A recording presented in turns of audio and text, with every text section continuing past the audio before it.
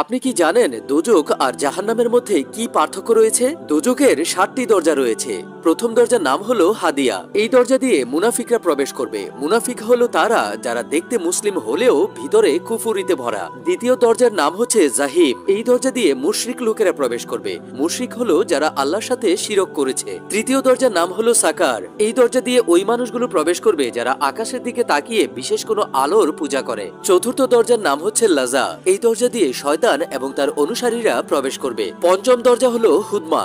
এই দরজা দিয়ে ইহুদিরা প্রবেশ করবে। ষষ্ঠ দরজার নাম হলো সাইর। এই দরজা দিয়ে ঈসা আলাইহিস সালামকে যারা আল্লাহর পুত্র বলে মানে তারা প্রবেশ করবে। সবশেষে সপ্তম দরজার নাম হলো জাহান্নাম, যে দরজা দিয়ে আমাদের আখিরি নবী হযরত মুহাম্মদ সাল্লাল্লাহু আলাইহি ওয়াসাল্লামের গুনাহগার উম্মতেরা প্রবেশ করবে।